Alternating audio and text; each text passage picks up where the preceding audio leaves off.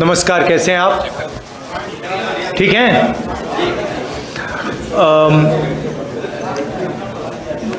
जैसे मैंने मुंबई में प्रेस कॉन्फ्रेंस किया, वैसे ही हम यहाँ प्रेस कॉन्फ्रेंस कर रहे हैं। विचारधारा की लड़ाई है। एक तरफ इंडिया गठबंधन, कांग्रेस पार्टी जो संविधान की रक्षा कर रही है और गरीबों की सरकार, किसानों की, मजदूरों की, पिछड़ों की, दलितों, आदिवासियों की सरकार चलाना चाहते हैं। और दूसरी तरफ वो शक्तियां जो संविधान को, अंबेडकर जी के संविधान को क्रश करना चाहती हैं, ख़त्म करना चाहती हैं, फाड़कर फेंकना चाहती हैं। और ये उनके सीनियर नेताओं ने कहा है, ये सिर्फ मैं नहीं कह रहा हूँ, बीजेपी के सीनियर नेताओं ने, आरएसएस के सीनियर नेताओं ने कहा है कि वो कॉन्स्टिट्यूशन को रद्द करना चाहते हैं, बदलना चाहते हैं। दो तीन चीज़ें हमारे लिए क्रिटिकल हैं। लोकसभा में मैंने कहा कि कांग्रेस पार्टी और इंडिया गठबंधन जाति जनगणना करवाएगी। हम ये पता लगाना चाहते हैं कि इस देश में पिछड़े वर्ग के कितने लोग हैं, दलित कितने हैं, आदिवासी कितने हैं और उनकी भागीदारी कितनी है, कौन सी संस्थाओं में उनका पार्टिसिपेशन है, कॉरपोरेट इंडिया में क्या पार्टिसिपेशन है, जुडिशरी में क्या पार्टिसिपेशन है। तो मैंने स्वयं लोकसभा में कहा कि जाति जनगणना को हम करेंगे।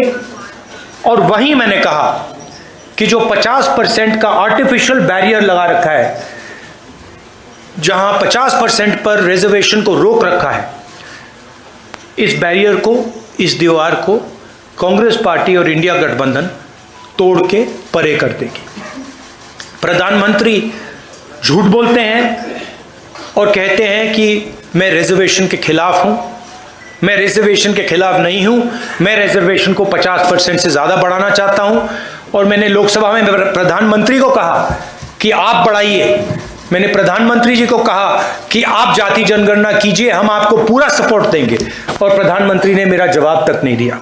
तो ये रियलिटी है। झारखंड में हमारी स्ट्रैटेजी है, फाउंडेशन उसका, यहाँ भी हम जाति जनगणना करेंगे और यहाँ भी हम रिजर्वेशन को बढ़ाएंगे, इंक्रीज करेंगे। एसटी के रिजर्वेशन को 26% से 28%, एससी रिजर्वेशन 10% से 12%, ओबीसी रिजर्वेशन 14% से 27%। हम ये कोशिश कर रहे हैं। बीजेपी के लोग इसको रोकते हैं, इसको रोक रहे हैं, इसको आगे नहीं जाने दे रहे हैं। हमारा जो मेन प्रोग्राम है, और मैं हर भाषण में कह रहा हूं कि नरेंद्र मोदी जी देश का धन, जमीन, जल, जंगल 3-4 बड़े अरबपतियों को देते हैं। अदानी जी को धारा भी देने की कोशिश कर रहे हैं। 1 लाख करोड़ रुपए की जमीन है। झारखंड में अरबपतियों को माइंस, जमीन, जल, जंगल देते हैं। हम गरीबों की सरकार चलाना चाहते हैं। हम अरबपतियों की सरकार नहीं चलाएंगे। फाउंडेशन हमारा महिला, हर महिला को बैंक अकाउंट में हर महीने 2,500 रुपये झारखंड की अगली सरकार देगी। ये हमारा फाउंडेशन है। झारखंड की हर महिला से कहना चाहता हूं, हर गरीब महिला से कहना चाहता हूं, जैसे ही हमारी सरकार आएगी, आपको बैंक अकाउंट में हर महीने 2,500 रुपये मिलेगा। फूड सिक्योरिटी बहुत बड़ा मुद्दा है। 7 किलो हर महीने हर व्यक्ति को हमारी सरकार देगी। और गैस सिलेंडर के जो दाम नरेंद्र मोदी की सरकार ने बढ़ा रखे हैं, उसको हम 450 रुपए का कर देंगे। स्वास्थ्य योजना, राजस्थान में हमने एक ऐतिहासिक स्वास्थ्य योजना लागू की थी। 25 लाख रुपए तक का वहाँ पे हेल्थ इंश्योरेंस था और बहुत सारे लोगों को फ़ायदा हुआ। ऑपरेशन करवाना हो, हार्ट, पेट का, किडनी का, हार्ट का वाल्व बदलना हो, स्टेंट लगवानी हो, गरीब से गरीब व्यक्ति इस योजना का फ़ायदा उठा सकता था। वही एक्सपीरियंस हम झारखंड के लोगों को देना चाहते हैं और इसलिए हम झारखंड के लोगों के लिए स्वास्थ्य बीमा योजना, 15 लाख रुपए तक का हेल्थ केयर कवर, आप प्राइवेट अस्पताल में कोई भी सर्जरी करवा पाएंगे, चाहे वो दिल की हो, किडनी की हो, लिवर की हो, जॉइंट रिप्लेसमेंट हो। 15 लाख रुपए तक का जो बिल है झारखंड की सरकार आपके लिए उसका पेमेंट दे देगी। किसानों के लिए धान की एमएसपी आज 2400 रुपए प्रति क्विंटल है। आने वाले समय में जब हमारी सरकार बनेगी 3200 रुपए प्रति क्विंटल हमारी सरकार झारखंड के किसानों को धान के लिए देगी। और जो हमारे युवा हैं जिनको नरेंद्र मोदी जी ने बेरोजगार किया है नोटबंदी करके, गलत जीएसटी लागू करके, उनको हम कहना चाहते हैं कि हमारे चीफ मिनिस्टर ने कमिटमेंट दिया है कि अगले 5 साल में उनकी कोशिश होगी कि 10 लाख युवाओं को रोजगार दें। हम इसको पूरा समर्थन, अपना पूरा समर्थन देंगे और हमारी भी कोशिश होगी कि 10 लाख युवाओं को झारखंड में रोजगार मिले। 500 एकड़ के इंडस्ट्रियल पार्क हर डिस्ट्रिक्ट में हम बनाएंगे और डिग्री कॉलेज हर ब्लॉक में और प्रोफेशनल कॉलेजेस हर डिस्ट्रिक्ट में। ये हमारा प्रोग्राम है, इसकी पूरी फाइनेंशियल प्लानिंग हमने की है और जो यहाँ हम कह रहे हैं ये हमारा कमिटमेंट है, हम ये झारखंड की जनता को देंगे। मेन चीज़ मैं झारखंड के लोगों को कहना चाहता हूँ, ये लड़ाई विचारधारा की लड़ाई है, संविधान को बचाने की लड़ाई है, रिजर्वेशन को बढ़ाने की लड़ाई है, किसानों की, मजदूरों की रक्षा की लड़ाई है, बेरोजगार युवाओं की रक्षा की लड़ाई है। एक तरफ कांग्रेस पार्टी जो अंबेडकर जी के संविधान को, गांधी जी के संविधान को, बुद्ध भगवान के संविधान को, नारायण गुरु बसवना जी, फूले जी के संविधान को बचा रही है, संविधान की रक्षा कर रही है, और दूसरी तरफ आरएसएस और बीजेपी जो अंबेडकर जी के संविधान को खत्म करने में लगे हैं। और मैं यहाँ मीडिया के सामने कहना चाहता हूँ कि कांग्रेस पार्टी का हर कार्यकर्ता, हर नेता ये कभी नहीं होने देगा, संविधान को हम कभी नहीं खत्म होने देंगे। धन्यवाद।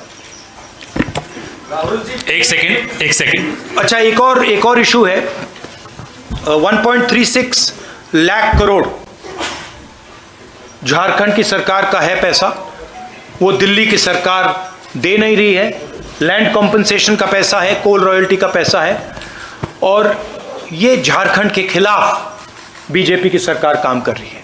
और झारखंड के लोगों को मालूम होना चाहिए कि नरेंद्र मोदी जी का, अदानी का पैसा नहीं है, ये आपका पैसा है, ये आपके डेवलपमेंट का पैसा है, शिक्षा का, स्वास्थ्य का पैसा है, और ये आपको मिलना चाहिए था और बीजेपी ने आपको ये नहीं दिया है। तो ये आपको मालूम होना चाहिए। धन्यवाद। एक सेकंड, एक करके। रवि सिसोदिया, ANI। माइक दीजिए आप थोड़ा। सिन्हा जी माइक पहले जल्दी माइक रखिए। सर, आज आखिरी दिन है प्रचार का, और अगर बात करें बीजेपी की तो बीजेपी का पहले नारा था बटेंगे तो कटेंगे। अब एक नया नारा आ गया, एक रहेंगे तो सेफ रहेंगे। एक रहेंगे तो सेफ रहेंगे। और आपका सवाल क्या है? वही नारे आपका सवाल है कौन सेफ रहेगा और कौन एक रहेंगे। मैं आपको बताता हूं, मैंने मुंबई में भी इसकी चर्चा की।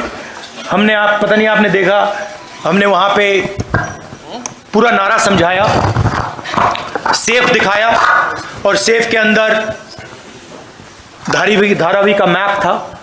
नरेंद्र मोदी जी का कहना है कि अगर अंबानी जी और नरेंद्र मोदी जी, अमित शाह जी एक रहेंगे तो वो सेफ रहेंगे। ये नारा है उनका।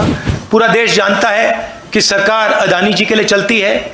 आपकी ज़मीन, आपका जल, आपका जंगल, आपके एयरपोर्ट, आपके पोर्ट, ये सारे के सारे नरेंद्र मोदी जी अदानी को देते हैं। कांग्रेस पार्टी गरीबों की सरकार चलाती है। हम रिजर्वेशन की बात करते हैं, हम विकास की बात करते हैं, बेरोजगारी की बात करते हैं, जाति जनगणना की बात करते हैं। तो ये क्लियर है, लड़ाई विचारधारा के, दो विचारधाराओं के बीच में है। हम कॉन्स्टिट्यूशन को बचा रहे हैं, कॉन्स्टिट्यूशन में कहीं नहीं लिखा कि एक व्यक्ति को हिंदुस्तान के सारे एयरपोर्ट दिए जाए, एक व्यक्ति को झारखंड की जमीन जल जंगल दिया जाए, कहीं नहीं लिखा कॉन्स्टिट्यूशन में। तो ये लड़ाई है। विनोद ओझा, दैनिक भास्कर।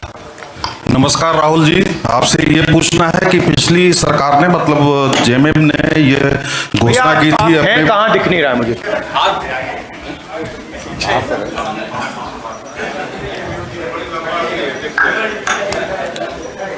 ये सबसे लंबे। ये झारखंड सरकार ने मतलब हेमंत सोरेन जी ने पिछली बार वादा किया था कि हम 5 लाख युवाओं को नौकरी हर साल देंगे, लेकिन इस मामले में और मामले में उन्होंने काफ़ी काम किया है, इसमें दो मत नहीं है, लेकिन इस मामले में वो बिल्कुल ही पीछे रह गए, जबकि 5 साल का ये नहीं कहूँगा कि बिल्कुल पीछे रह गए हैं, काम हुआ है, मगर अगले 5 साल में एक्सेलरेटेड तरीके से काम होगा। हमारी सरकार, सब लोग जानते हैं कि जो बीजेपी की सोच है वो आदिवासियों के खिलाफ सोच है। झारखंड के चीफ मिनिस्टर को बीजेपी ने अरेस्ट किया है। झारखंड के चीफ मिनिस्टर को डराने की कोशिश की है, धमकाने की कोशिश की है, फॉल्स एलिगेशंस लगाए गए हैं और झारखंड के चीफ मिनिस्टर पीछे नहीं हटे हैं। और उनसे ये इसीलिए किया जा रहा है क्योंकि वो आदिवासी हैं। अंकित मिश्रा, पीटीआई। और बेरोजगारी का मेन जो बात है, और ये मैं हर प्रदेश में कहता हूं, जो आपने बेरोजगारी की बात उठाई, उसका मेन कारण है कि नरेंद्र मोदी की सरकार ने नोटबंदी की और गलत जीएसटी लागू की। और ये दो चीजें, ये योजनाएं नहीं हैं, ये डेवलपमेंट प्रोग्राम्स नहीं हैं, ये छोटे व्यापारियों को, स्मॉल और मीडियम बिजनेसेस को मारने के हथियार हैं। और ये नरेंद्र मोदी जी ने इसलिए किया है क्योंकि जो छोटे बिजनेस वाले हैं, छोटे व्यापारी हैं, स्मॉल मीडियम बिजनेस वाले जो इनोवेशन करते हैं, जो रोजगार देते हैं, वो खत्म हो जाए और अदानी अंबानी जैसे अरबपति चाइना का माल हिंदुस्तान में बेचें। तो ये नेशनल लेवल में इशू है और झारखंड की सरकार काम कर रही है, मगर माहौल बीजेपी के लोगों ने और पूरा स्ट्रक्चर बीजेपी के लोगों ने तोड़ रखा है। तो सच्चाई ये है कि हिंदुस्तान चाहे भी तो रोजगार पैदा करना आसान नहीं है, क्योंकि बैंक के दरवाजे स्मॉल और मीडियम बिजनेस के लिए बंद हैं, बैंक के दरवाजे अरबपतियों के लिए खुले हैं। 1 लाख करोड़ रुपया, 16 लाख करोड़ रुपया अरबपतियों का कर्जा माफ हुआ है, छोटे व्यापारियों का, किसान का 1 रुपया कर्जा माफ नहीं हुआ है। तो इसका मेन कारण यह है। मगर हमारे जो चीफ मिनिस्टर है झारखंड के, पूरा दम लगा के काम कर रहे हैं और हमारा पूरा सपोर्ट है उनके पीछे। अंकित मिश्रा, पीटीआई। भैया एक एक करके प्लीज। एक सेकंड लाइन में, अनुशासन से रहिए। भैया प्लीज। हेलो राहुल जी, मेरे छोटे छोटे 2 सवाल हैं। नहीं, एक सवाल जी। अच्छा, एक सवाल है, ये जो देखिए, हमारी कोशिश होगी कि ज्यादा से ज्यादा लोगों को सवाल मिले, मगर एक इशू है, सुनिए एक इशू है, एक सवाल पूछिए और संक्षेप में पूछिए प्लीज। नेशनल पीपल पार्टी जो मणिपुर में उन्होंने एनडीए से अपना जो है सपोर्ट वापस ले लिया है, वहाँ पर फ्रेश वायलेंस जो हो रहे हैं, उसको कैसे देखते हैं आप सब? देखिए, मणिपुर में जो हो रहा है पूरे देश को मालूम है। 1.5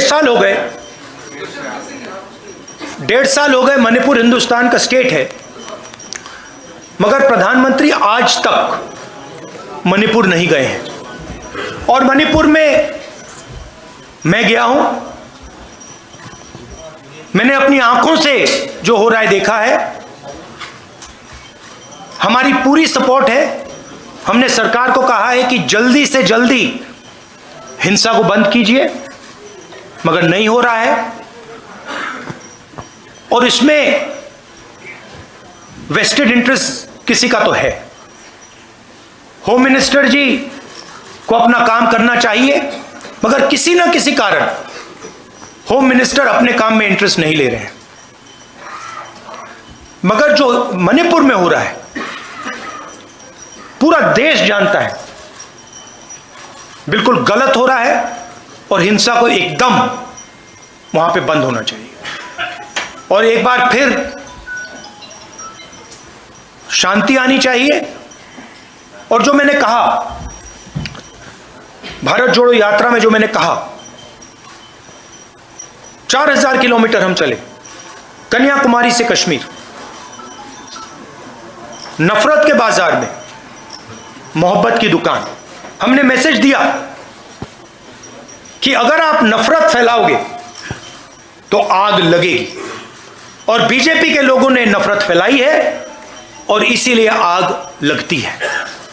आग को सिर्फ कांग्रेस पार्टी मिटा सकती है, क्योंकि हम मोहब्बत की बात करते हैं, भाईचारे की बात करते हैं और हम नफरत को मिटाते हैं। और भाषण में मैं कहता हूं नफरत को नफरत नहीं हरा सकती है, नफरत को नफरत से नहीं काटा जा सकता है, इसीलिए हम कहते हैं मोहब्बत की दुकान खोलेंगे। SRP Mukesh, Times of India.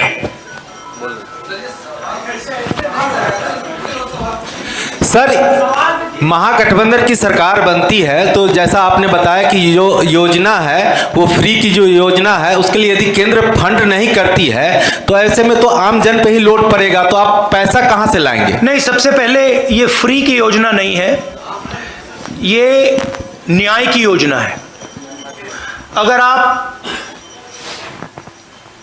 आप जब अंबानी जी को, अदानी जी को 16 लाख करोड़ रुपया दिया जाता है तो मीडिया में कोई नहीं कहता कि ये फ्री की योजना है, तब आप कहते हो विकास की योजना है, विकास हो रहा है, देखो देखो अदानी जी का 16 लाख करोड़ रुपया माफ हो गया, देखो कैसा विकास हो रहा है, आप कहते हो, आप लोग कहते हो, मैं नहीं कहता हूं। और जब महिलाओं को हम लाखों रुपए नहीं, 2500 रुपए, 3000 रुपए देते हैं तो आप कहते हो फ्री की योजना है। क्यों? या तो आप कहिए कि वो भी फ्री का है, या फिर आप कहिए ये भी विकास की योजना है। पहली बात ये है। दूसरी बात, झारखंड के पास भी पैसा है, ये नहीं है कि झारखंड के पास बजट नहीं है, उस बजट से हम अपनी योजनाएं चलाएंगे। मगर हमने सरकार से विनती की है कि जो झारखंड का पैसा आपके पास पड़ा हुआ है, वो पिछड़ों का पैसा है, दलितों का है, आदिवासियों का है, किसानों का है, मजदूरों का है, वो वापस दीजिए। वो आपका नहीं है तो वापस दीजिए, और उस पैसे का भी हम प्रयोग करेंगे, हम दबाव डालेंगे। मैं पार्लियामेंट में बोलूंगा कि झारखंड का पैसा भेजिए और उसका भी प्रयोग होगा।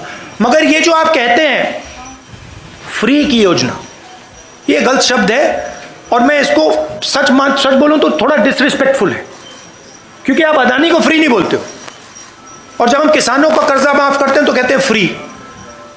हम मजदूरों को की मदद करते हैं, मनरेगा करते हैं, का पैसा देते, कहते हो फ्री। फ्री नहीं है। I am Mukesh from Times of India. You talk about caste census, but in 2011 there was a survey about this, and even BJP says that Congress doesn't have any blueprint. Do you have any blueprint if you do a caste census? How will? What's your question? आप caste census की बात कर रहे हैं, BJP कहती है कि कांग्रेस के पास कोई ब्लूप्रिंट नहीं है, अगर कास्ट सेंसस हो भी जाए कि कैसे रिजर्वेशंस को उसको बढ़ाएगा. Do you have any blueprint for that? So first of all, UP and Congress came out with the idea of a caste census, and I consider it a mistake that we did not implement it then. I consider it a mistake. We have a government in Telangana and we have a government in Karnataka. We are doing a detailed exercise, a public exercise, where we are having a conversation with different stakeholders in Telangana, and we are preparing the questions of the caste census through a public discussion. We have a very clear vision for the caste census, and I guarantee you that when we implement the caste census, which we will do, as I have committed in the Lok Sabha, and we will do in Jharkhand, it will be a huge step in the transformation and the development of this country. What is the blueprint and what is the idea? It's a beautiful idea. The idea is that today, 50%, approximately 50% of our population is from the OBC community. Approximately 15% is from the tribal, from the Dalit community, who have been disrespected for thousands of years, who have been called untouchables for thousands of years. And then there is the Adivasi community, 8%, who the BJP is trying to call Vanvasis. They are not Vanvasis, they are Adivasis. Right? Now, the problem is that these people do not have access to power. In fact, if I look at my media friends, look at the media companies, look at the owners of the media companies, there are no Adivasis, there are no Dalits, there are no backward caste people. It's the same in the judiciary, it's the same in the government. You look at all the senior positions in the government, you will not find an Adivasi, you will not find a Dalit, you will not find a backward man or woman. Right? So what are we going to do in the caste census? First of all, we're going to find out exactly what is the population of these communities. What is the population of Dalit community, tribal communities, OBC communities, different communities within these communities. Then we are going to do an institutional survey. So then we are going to say, okay, now what is the participation of these people in the government of India, in the institutions of India, in institutions like the Fourth Estate, media, corporate India. We're going to check where are these people. Do they actually exist? Do they have power? We are also going to check how much of India's wealth is controlled by the Adivasis. How much of India's wealth is actually in Adivasis' hands? How much of India's wealth is actually in backward OBC communities' hands? How much of India's wealth is in Dalit hands? And then we will have a blueprint. We will have what in the 21st century is called gold data. We will have the data with which to make accurate, precise decisions. We will know that when 16 lakh crores are forgiven for 25 businessmen, that is money that has come from GST, that there is not a single OBC, not a single Dalit, not a single tribal person who got that money. This will become transparent, clear, it will be beautiful. Every person in India will know what access I have to power. How is the wealth distributed? Who has it? Right? When you go to a doctor, when you have an injury, you go to a doctor and he says to you, I think your leg is broken. Let's do an X-ray. What is he doing? He's getting data on your leg. He's checking, is there actually a break? Where is that break? And then once he's seen the break, he can apply medicine, he can do treatment. Caste census is going to give us the data to think about development in India effectively. And we have spent hours and hours and hours and hours coming out with a blueprint. We have it. So, and the BJP people have no idea even how to do this, even if they wanted to do it. Rahul ji, मैं नीतीश हूँ India TV से। Rahul ji, sorry main बात हिंदी में, क्योंकि मैंने अंग्रेजी में सवाल अंग्रेजी में पूछा था, तो मैंने अंग्रेजी में बोल दिया, हिंदी में भी बोलना है। नहीं चलेगा, बोलना है। देखा ना आपने वो थोड़ी मतलब मीडिया वाली बदमाशी शुरू कर दी। एनडीटीवी क्यों? एनडीटीवी हाँ वही था, एनडीटीवी है। पकड़ लिया देगा। नहीं, एनडीटीवी नहीं चाहता कि मैं हिंदी में बोलूं। जाति जनगणना की बात अंग्रेजी में बोलिए। नहीं, देखिए, इन्होंने हमसे पूछा कि जाति जनगणना का ब्लूप्रिंट क्या है, तो मैं बताना चाहता हूं। देखिए, तेलंगाना में और कर्नाटक में हमारी सरकार है और वहां पे हम जाति जनगणना के कॉन्सेप्ट को डेवलप कर रहे हैं। तेलंगाना में हम जनता के साथ डिस्कशन करके जो हमारे कास्ट सेंसस में सवाल जाएंगे वो सवाल हम डेवलप कर रहे हैं और बहुत बेहतरीन सजेशंस आ रहे हैं, जनता से आ रहे हैं और हम लाखों लोग से डिस्कशन कर रहे हैं। जाति जनगणना का आइडिया मैं आपको बताना चाहता हूं, झारखंड के युवाओं को बताना चाहता हूं। देखिए, हिंदुस्तान में कम से कम 50% पिछड़े वर्ग के लोग हैं। कोई जानता नहीं कितने हैं। और जो पिछड़े वर्ग के युवा हैं, मैं आपसे बात कर रहा हूं, आपकी आबादी कोई जानता नहीं है, आपकी भागीदारी भी कोई जानता नहीं है।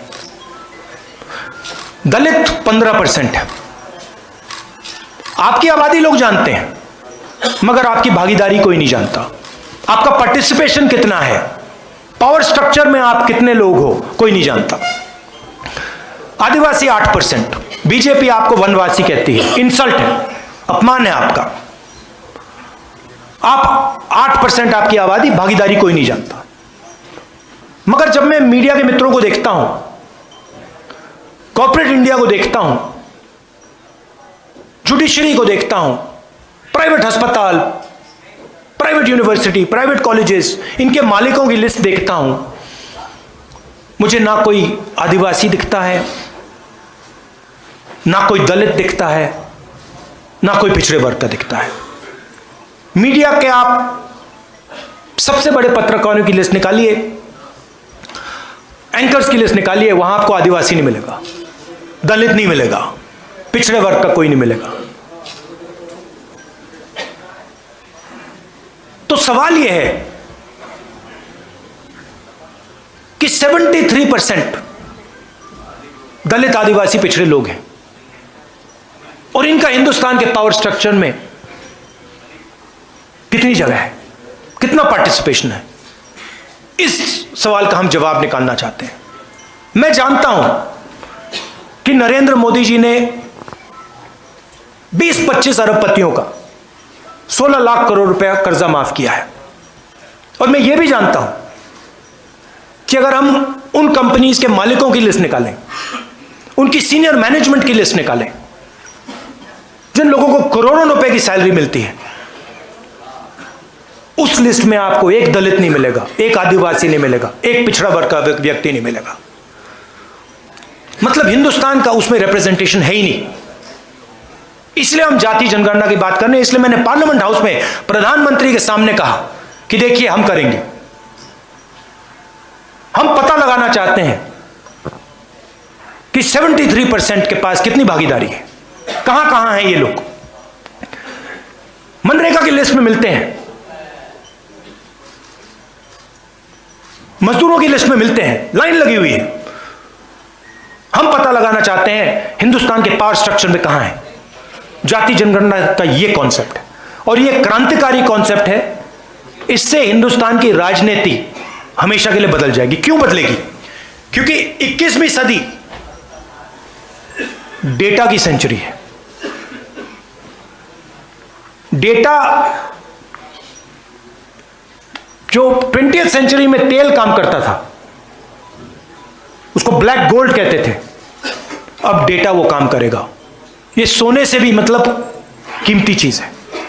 हम देश का डेटा निकालना चाहते हैं। हम पता लगाना चाहते हैं कि इन संस्थाओं में ओबीसी कितने, दलित कितने, आदिवासी कितने। हम पता लगाना चाहते हैं कि हिंदुस्तान में जो धन है, जो जीएसटी है, वो कहां जा रहा है, किसके हाथ जा रहा है। सिर्फ अरबपतियों के हाथ जा रहा है या गरीबों के हाथ जा रहा है, किसानों के हाथ जा रहा है, और ये कौन है। तो एक प्रकार से मैंने कहा, आप डॉक्टर के पास जाते हो, डॉक्टर एक्सरे लेता है, आपकी हड्डी का एक्सरे लेता है, वो क्या है? वो डेटा है कि भैया फ्रैक्चर है, कहां कहां फ्रैक्चर है। ये हम जाति जनगणना से करना चाहते हैं। जाति जनगणना का कॉन्सेप्ट मैं आपको बताता हूं। और जो ओबीसी युवा हैं, दलित आदिवासी युवा और गरीब जनरल कास्ट के युवा, ये आपके लिए जरूरी है। माइनॉरिटीज के युवा, ये आपके लिए जरूरी है, समझना जरूरी है। क्योंकि ये सारे जो रास्ते बंद हो रखे हैं आपके लिए, जो बेरोजगारी फैल रही है, जो महंगाई बढ़ रही है, ये इसलिए हो रहा है क्योंकि आपका पूरा का पूरा धन 20-25 लोगों के हाथ में जा रहा है। छोटे व्यापारी, जैसे मैंने भी बोला, छोटे व्यापारी जो देश को रोजगार देते हैं, खत्म किए जा रहे हैं। तो ये हमारा लक्ष्य है। जाति जनगणना के बाद हर आदिवासी युवा को पता लग जाएगा कि हिंदुस्तान के पावर स्ट्रक्चर में आदिवासी कहां है। हर दलित को, हर पिछड़े वर्ग के व्यक्ति को पता लग जाएगा कि हिंदुस्तान के पावर स्ट्रक्चर में मेरा भाई कहां है, मेरा पिछड़े वर्ग का कौन कौन कहां है, सब ट्रांसपेरेंट हो जाएगा। और उसके बाद हम सचमुच में डेवलपमेंट की बात कर सकेंगे। उसके बाद हम सचमुच में एक नए तरीके से हिंदुस्तान में विकास ला पाएंगे। ये जो हमारा सिस्टम है, जो आज सिस्टम चल रहा है, जो नरेंद्र मोदी जी वाला है विकास का सिस्टम, जो मैंने आज आपको सेफ दिखाया, वो फेल हो गया, खत्म हो गया है। ये किसी काम का नहीं है। तो ये नेक्स्ट जनरेशन का जो डेवलपमेंट का पैराडाइम है, डेटा का पैराडाइम है, उसकी फाउंडेशन जाति जनगणना है। और हमने हजारों घंटे, हमारी पार्टी ने, हमारे नेताओं ने जाति जनगणना के बारे में डेवलप करने में, इसके बारे में सोचना, हमने काम किया है। तो हम रेडी हैं। तेलंगाना में इंप्लीमेंट होगा, कर्नाटक में इंप्लीमेंट होगा, झारखंड में हमारी सरकार आएगी, इंप्लीमेंट होगा। और फिर आप देखना, जो यहां पिछड़े वर्ग के युवा हैं, दलित, आदिवासी, गरीब, जनरल कास्ट, माइनॉरिटी, फिर आप देखना क्या होता है। सेलफोन का क्या फायदा है? आप सेलफोन चलाते हो, क्या फायदा है? डेटा मिलता है, पता लग जाता है क्या कहां है। वही हम जाति जनगणना के साथ करना चाहते हैं। राहुल जी, पीएम और अडानी के रिश्ते को लेकर आप लगातार सवाल उठाते रहे हैं। आज एक पोस्टर के जरिए भी मुंबई में आपने बातें रखी है, यहां भी आपने बातें रखी हैं। बीजेपी की प्रतिक्रिया इस पर आ गई है। बीजेपी ने कहा है कि अभी हाल ही में तेलंगाना में रेवंत रेड्डी की सरकार ने करोड़ों रुपए के निवेश करवाए अडानी से। इससे पहले तमाम दूसरे कांग्रेस शासित जो राज्य हैं वहां भी निवेश होते रहे। 1993 में चिमन भाई पटेल की सरकार के समय 10 रुपए स्क्वायर मीटर की दर से मुंद्रा पोर्ट के लिए जमीन दी गई। हाँ। तो जब खुद आपके मुख्यमंत्री आपके शासित राज्यों में अडानी से आप सहयोग ले रहे हैं, तो फिर ये सवाल आप बार बार क्यों उठाते हैं? मैं बताता हूँ, ये आपका अच्छा सवाल है। देखिए, एक चीज होती है ड्यू प्रोसेस, ठीक है? ड्यू प्रोसेस को फॉलो करना और ड्यू प्रोसेस को तोड़ना दो अलग चीजें हैं। मुंबई एयरपोर्ट जिसका था, उस पर सीबीआई की इंक्वायरी होती है, ईडी का प्रेशर लगता है, इनकम टैक्स डिपार्टमेंट आता है, उसको डराकर धमकाकर उससे एयरपोर्ट छीनकर अदानी को दिया जाता है। हिंदुस्तान के जो बाकी एयरपोर्ट्स हैं, दूसरे बिजनेसेस को कहा जाता है कि तुम टेंडर नहीं करोगे, उनको परे कर दिया जाता है। ये लोग आते हैं हमारे पास, हमें बताते हैं, एयरपोर्ट दे दिए, पोर्ट्स दे दिए, धारावी 1 लाख करोड़ रुपए की जमीन,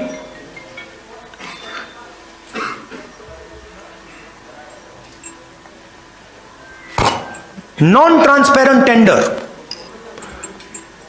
मैंग्रोव की जमीन जिससे पूरी मुंबई को नुकसान होगा, वो आप ले रहे हो, अक्वायर कर रहे हो। धारावी के लोगों से पूछा ही नहीं आपने, उनको धमका के डरा के निकाल रहे हो। ये ड्यू प्रोसेस नहीं है, ये चोरी है। हम ड्यू प्रोसेस के खिलाफ नहीं हैं और हम ये भी एक्सेप्ट करते हैं कि हिंदुस्तान में बड़े बिजनेसेस हैं और उनकी जगह है। अदानी, अंबानी, टाटा, बिरला, इनकी जगह है, मगर हम ये नहीं एक्सेप्ट करेंगे कि सिर्फ इनकी जगह होगी। और हम ये बिल्कुल नहीं एक्सेप्ट करेंगे कि एक अरबपति को हिंदुस्तान का पूरा धन चोरी करके पकड़ाया जा रहा है। तो आप ड्यू प्रोसेस,